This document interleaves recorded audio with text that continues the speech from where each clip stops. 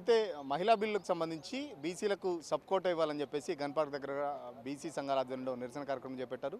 So ఇదే అంశంపై మనతో మాట్లాడడానికి బీసీ సంఘం జాతీయ అధ్యక్షుడు జాజల్ శ్రీనివాస్ ఉన్నారు. అన్న ఏంటి ప్రధానంగా ఏ డిమాండ్తో మీరు ఈరోజు నిరసన చేపట్టారు? ఈ నెల మీకు తెలుసు 15, 16, 16, 17, 18 ఈ 3 రోజులు పార్లమెంటు సమావేశాల సందర్భంగా మహిళా బిల్లును ఆమోదిస్తామని చెప్పి ఇప్పటికే నరేంద్ర మోదీ గారు నిన్న మొన్న ప్రకటించడం జరిగింది.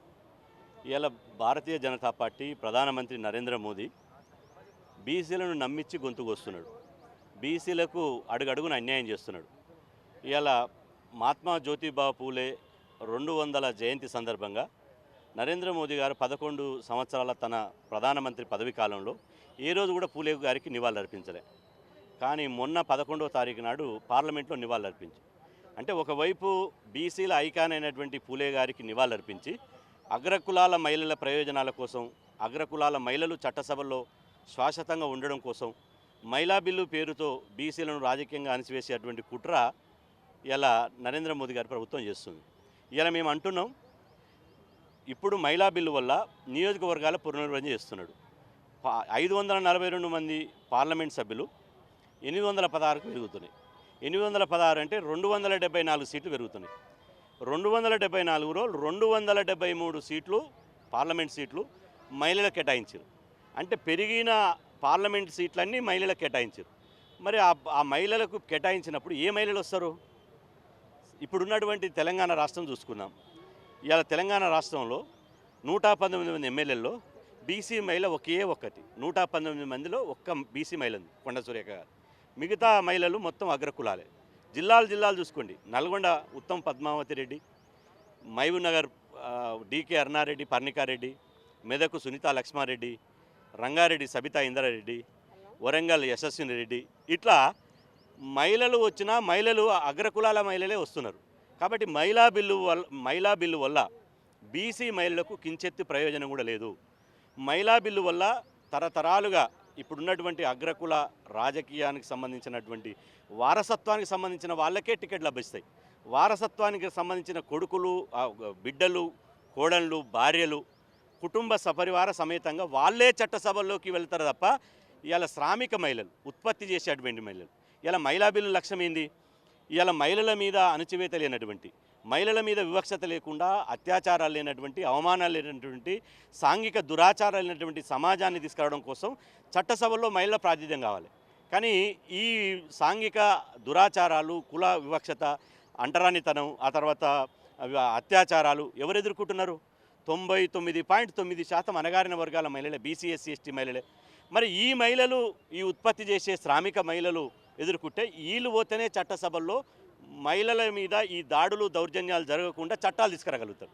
కానీ ఈ మహిళా బిల్లు పేరుతోటి దొరసానులు, పటేలమ్మలు పోయి ఇలా బంగారు చెంచాలతోటి, గోరుముద్దలు తిని, లాలిపాటలతోటి, ఆడికార్లలో తిరిగి ఏసీ బంగ్లా నుంచి ఏసీ కారు పోయేటువంటి వాళ్ళు పార్లమెంటుకు పోతే మహిళా బిల్లు యొక్క లక్ష్యం సంపూర్ణంగా నెరవేరదు.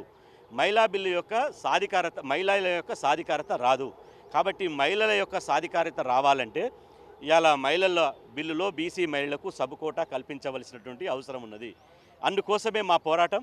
ఇవాళ ఖచ్చితంగా ఇవాళ మా మహిళల ప్రాతినిధ్యం లేనటువంటి మహిళా బిల్లు మాకొద్దు.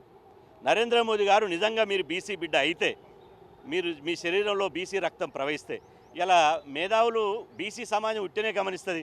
పూలే గారికి ఎందుకు నివాళులు అర్పించిండు? ఇప్పుడు తమిళనాడు ఎన్నికలు ఉన్నాయి, ఆడ బీసీ వాదంతో ఎన్నికలు జరుగుతాయి. అక్కడ బీసీలో మంగళ బిడ్డ ఒక స్టాలిన్ ముఖ్యమంత్రి కాబోతుండు.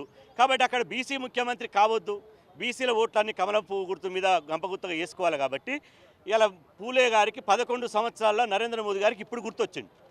మరి ఎందుకు భారతరత్న అవార్డు ఇవ్వలే? ఎందుకు నరేంద్ర మోదీ గారి పేరు మీద ఒక పూలే గారి పేరు మీద ఒక జాతీయ ప్రాజెక్టుకు పెట్టలే? ఒక అంతర్జాతీయ విమానాశ్రయానికి పేరు పెట్టలే? అంటే ఇదంతా ఎన్నికల స్టంట్. దీని మీద ఖచ్చితంగా ఇవాళ మేము బీసీ సంక్షేమ సంఘం ఆధ్వర్యంలో, బీసీ మహిళా సంఘం ఆధ్వర్యంలో 16వ తారీఖు నాడు చెల్లో ఢిల్లీ కార్యక్రమం పెడతాం. పార్లమెంట్ని ముట్టడిస్తాం.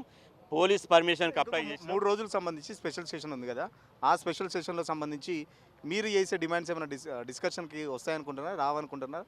మీరేమో బీజేపీ కానీ ఇటు నరేంద్ర మోడీ బీసీ వ్యతిరేకం అంటుంటారు. బీజేపీ పార్టీ సాక్షాత్తు మా ప్రధానమంత్రే బీసీ, మేము కేంద్ర మంత్రివర్గంలో కూడా దాదాపు 20-27 మంది మంత్రివర్గంలో చోటు కల్పించడం, బీసీలకు మేము పెద్దపీట వేస్తున్నాం అని చెప్పేసి బీజేపీ చెప్తుంది. ఇప్పుడు బీజేపీ బీసీ ప్రధానమంత్రి ఉండి బీసీలకు ఒక ప్రత్యేక మంత్రిత్వ శాఖ పెట్టిండా? పెట్టలేదే. మహిళ అదేవిధంగా రిజర్వేషన్లు అగ్రవర్ణాలకు ఈడబ్ల్యూఎస్ పేరుతోటి 10% రిజర్వేషన్లు పెట్టాడు.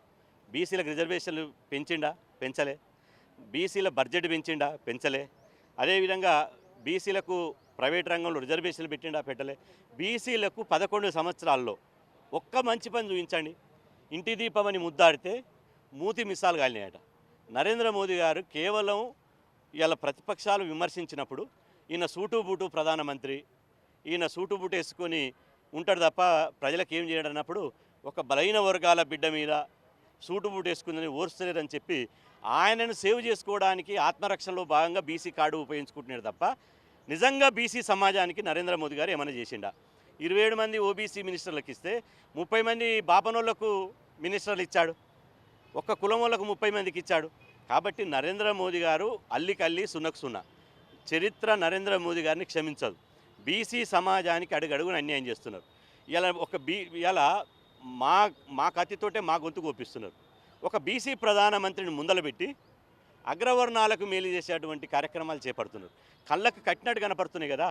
ఈడబ్ల్యూఎస్ రిజర్వేషన్ల వల్ల ఎవరు ప్రయోజనాలు పొందారు? అగ్రవర్ణాలే కదా.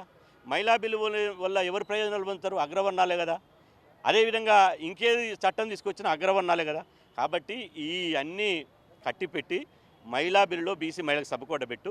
ఇలా అన్ని రాజకీయ పార్టీలను కూడా నేను హెచ్చరిస్తున్నాను. ఒక బీజేపీ కాదు, అన్ని రాజకీయ పార్టీలు గోడ మీద పిల్లి లెక్క ఉంటున్నాయి.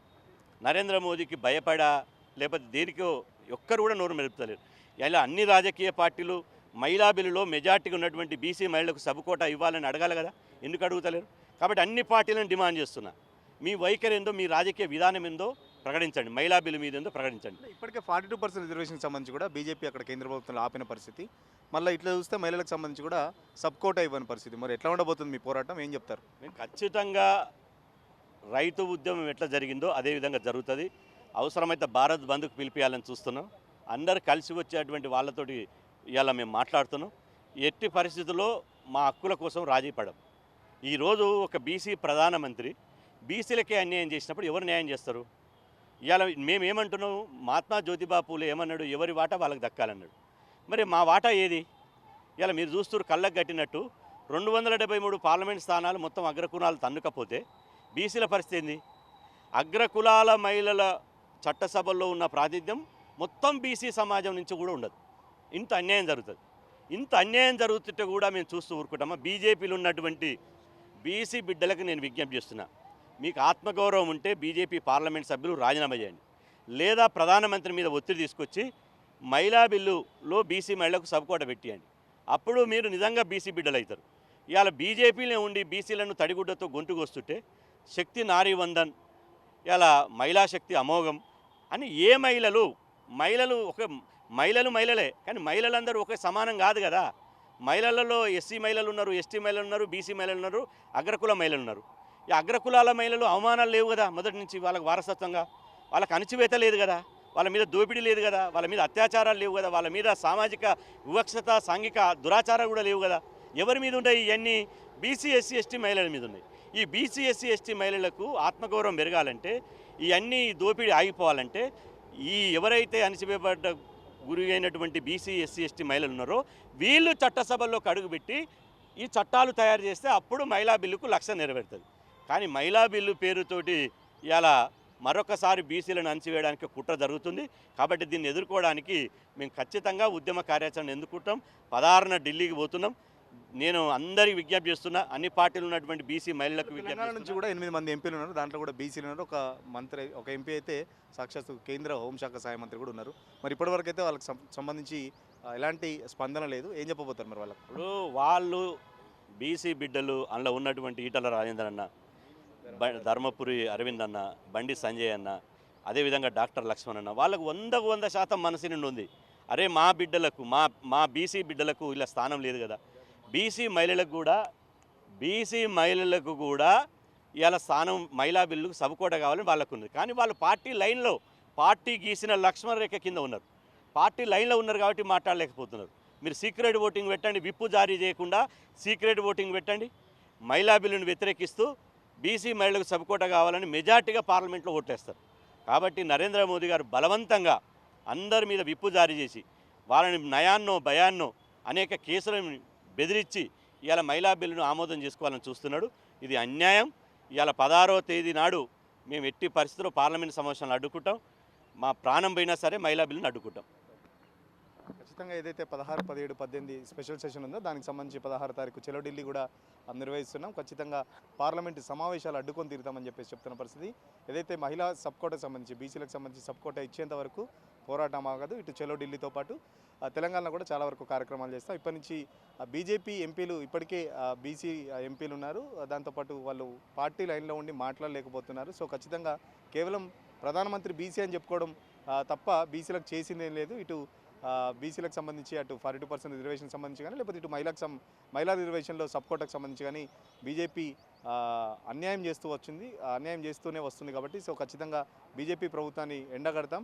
ఢిల్లీ వేదికగా కూడా పెద్ద ఎత్తున కార్యక్రమాలు చేపడతామని చెప్పేసి జాజుల శ్రీనివాస్ కూడా చెప్తున్న పరిస్థితి. ఇప్పుడు జర్నలిస్ట్ సతీష్తో సురేష్ తెలుగుల కోసం గన్ పార్క్ నుంచి. అసలైన తొలి వెలుగు. ఫాలో వాట్సాప్ @తొలి వెలుగు అఫీషియల్.